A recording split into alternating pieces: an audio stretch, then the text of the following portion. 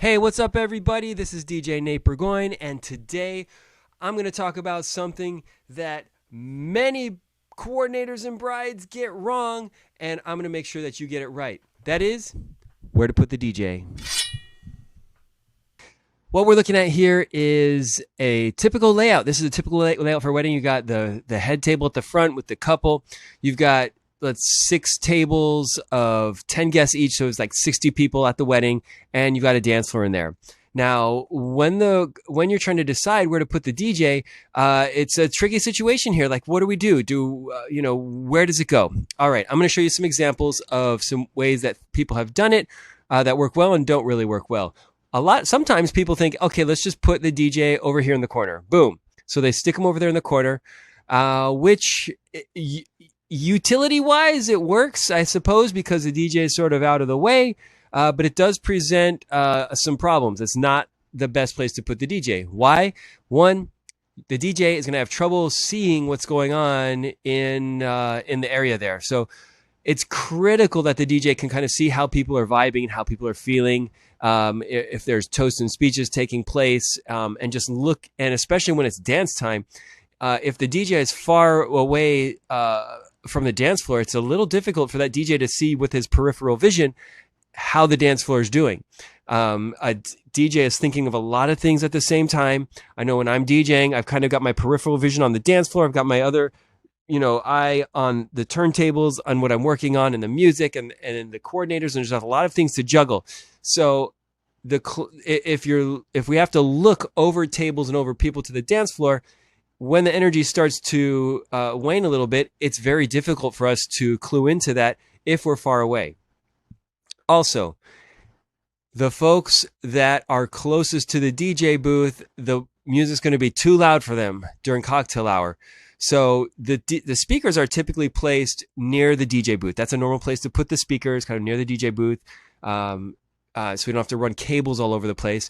And that presents this issue, right? Where the tables that are closest to the DJ booth, the sound is going to be too loud. And then on the opposite side, you've got people who are all the way on the other side of the reception area, and for them, the music's too quiet. So there are things you can do. We always raise up our speakers to put them up high to sort of sail that over the heads. But even so, those tables that are right next to the DJ booth are going to be hearing loud music, as opposed to those who are a little further away, who are going to be thinking, I can't really hear anything. Can you guys turn it up? Right? Okay. So what's the solution? Maybe you move the DJ booth a little closer to the head table, right? So, so the DJ has a little better view. That could work as well. That would be a little bit better, simply because the DJ has a greater view of everything that's going on. However, it's not the best, because again, we've got a table between the DJ booth and the dance floor, and the people on the opposite side. Those who are too close, it's going to be too loud. Those too far away aren't going to be able to hear enough. So what shall we do? Like, what's the best solution here? Boom. Split the area and put the DJ in the middle. This does a couple different things. One, the speakers can sort of be projected out, not directly at a table, which is great. And two, that DJ can have a view of the dance floor. So we can do our job more effectively. When the people who are on the dance floor can see the DJ spinning records and doing things, then there is more connection between the people on the dance floor and the music. Now, as a DJ, we're not stealing attention. The attention is, of course, on the head table, but this allows the DJ to keep an eye on the dance floor and also do his work. And it also creates a situation where nobody's getting blasted with loud music too close, because of how we can angle the speakers. Some other benefits are, let's say, when the couple does their first dance. A lot of times during a first dance or a parent's dance, the bride or groom is going to give the DJ a little nod or a smile to let him know, hey, go ahead and fade out the song. We're done with that. If the DJ is across the table, he can't read those signs, right? Or she. It's very difficult to see that. But if the DJ is right there near the dance floor, the DJ can react, right? Can react and can be part of what's going on. All right. let's give some real life examples. Here's one, a wedding that we did not too long ago. In this particular case, we were set up. You can see that we're set up on a table over there, and there are all these other food tables. The dance floor is actually right behind where you're looking at on this view. So in this particular case, it is difficult for the DJ to see the dance floor and see what's going on. Not an ideal scenario. All right, let's go to another one. This is another venue here on Oahu that's very popular. This is actually at Paliku Gardens. The previous one was at Four Seasons. This one's at Kualoa Ranch at Paliku Gardens. And this is sort of a common thing. They have the tent set up, you can see in the background. Then there's a dance floor over here. And then there's this cement slab. And I think what happens in this scenario is the couple has this big lawn, and they're paying for an enormous piece of area to have their wedding. But what they're doing is they kind of feel like they have to utilize all the space. Okay. That's what I think they're feeling here. And there's that cement slab where there's electricity, and they feel like that needs to be utilized as well for some reason. This creates a number of challenges. One, of course, as the DJ can't really see what's going on under the main tent because he's so far away, right? So on this wedding, I had difficulty seeing what was going on there. When they're doing toasts and speeches, challenge to see and notice when they're done with the toasts and speeches. Very difficult to see if people are feeling the music during dinner hour and cocktail hour as well, I should mention. Now, the bar is also placed on the opposite side of that white tent you see. It's on the other side. So what does that mean? When it's time to party, people are going to they're kind of trying to make decisions. Do I hang out by the bar or do I go dancing? In most cases, they're going to hang out by the bar because that's where they're comfortable with, and they're not going to be dancing until they're drinking. So the challenge here is, let's say, the DJ plays a song that resonates well with someone who's at the bar. Well, they're going to have to make a decision. Do I walk all the way across the lawn, get in a canoe, cross the river, go over the mountain? That's what it feels like to get to the dance floor. And by the time they get to the dance floor, their song may be over. So this creates lots of challenges for the DJ. It also can affect the energy of the dance because the people aren't connected with the DJ as well. If the DJ is up close, even during cocktail hour and dinner, there's a connection there. They can see the DJ's working, that he's doing things. He's not just playing music on an iPad. So this particular scenario is definitely not ideal. Okay, let's look at another one. This is at Cafe Julia in Honolulu. Beautiful venue, very nice. Now, the DJ area where they typically put the DJ here is behind all those bridesmaids on the left, where you have those pink leaves there. So the DJ is up there, and this is what it looks like from the point of view of the DJ. Same place. You can see kind of looking down, trying to see through the trees, looking around the pillars to see what's going on. They've got the ceremony happening over there. So we're, trying to, monitor the sound and everything. And so then the same issues apply here during the ceremony. A little difficult to see what's going on over there. And then cocktail hour and dinner, same thing. Hard to see what people are swaying to. Hard to see what people are feeling. When the dance floor is going, it takes peeking over the edge, to kind of see what's going on.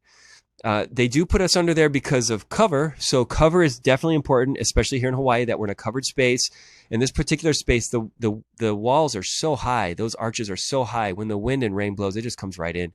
Anyway, so there are some other solutions that could be done here. Maybe put the DJ down on the cement down there below and put a small tent over the DJ, or maybe move the DJ over just one area there to the side of the steps, something that so that DJ can have a better view of what's going on. So not ideal.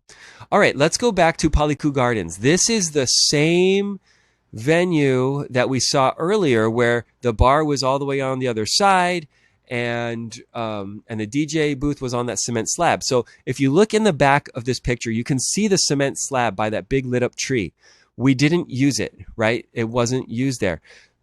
We're set up next to the dance floor, and we're running electricity from the opposite side of this area, which there is electricity up there.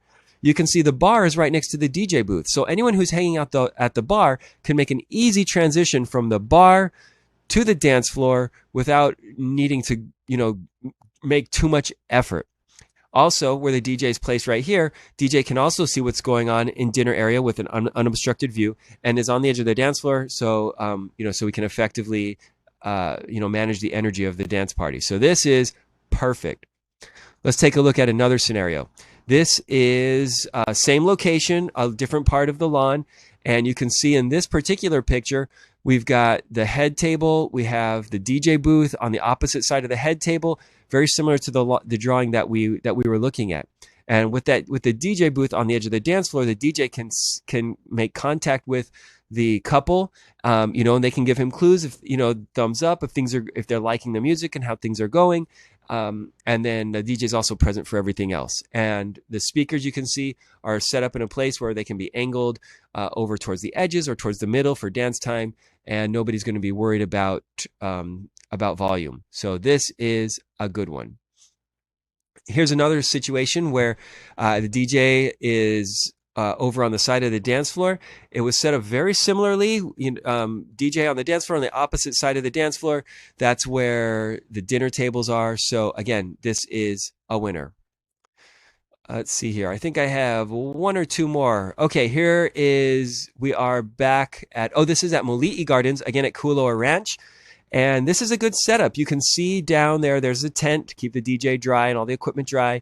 Opposite the dance floor, the guests are on either side, so this works well. Right here, they're doing a Polynesian show, which is good and important too, because then the DJ can take cues from the show. When they're done, we need to fade out the music and so forth. Now, something to note, where this picture was taken is up in a pavilion.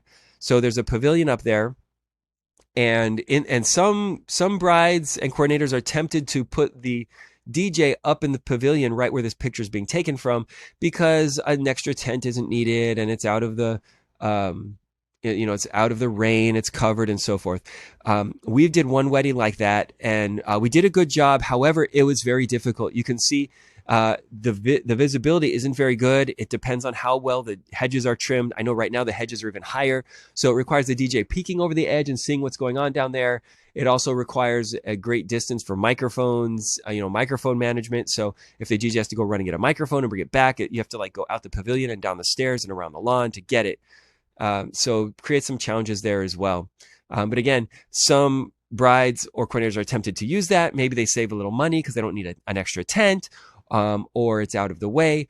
But it just creates a tricky situation where, as the DJ is making announcements, people are wondering where that sound is coming from. They're looking up going, oh my gosh, I hear sound, but I don't know where it's coming from. So that would not be an ideal situation. However, how they have it laid out right here is perfect. That is definitely a winner. Okay, now I know what you're thinking. The DJ is not a central focal point. We don't want the DJ to be a central focal point of the reception. And that's a valid comment. A lot of times you'll get Billy Bob's DJ company and their setting looks all messy like this. And if this is sitting in the middle of your reception, you should put them on the outside. You should get them out of there, right? That's a bad situation. What we do is we have DJ furniture. So these are three of several, DJ booths, DJ furniture that we use, so that when we can be present next to the dance floor and in the area, and still look great and contribute visually to what's going on down there.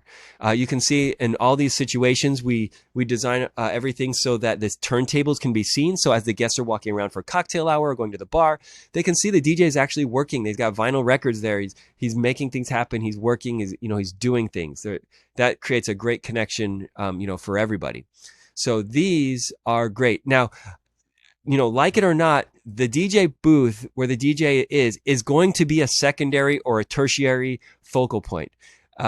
Just because that's where the sound is coming from, right? That's where the announcements are coming from. There's a lot of things going there. The coordinators are going to the DJ quite a bit, to inform the DJ of changes in the timeline that affect music, microphones, and so forth. So, that we dress things up and make it look good is super important. Keep the DJ close to the action, close to the dance floor, and close to the bar to maximize all the action that's going to be happening at that wedding. Once again, my name is DJ Nate Burgoyne with the Frobaby Wedding and Events DJ team. and you are watching the super fresh, straight talking, no faking, tell it like it is so your event rocks video series. Be sure to like and subscribe if you haven't done so already, and stay tuned for more videos to come.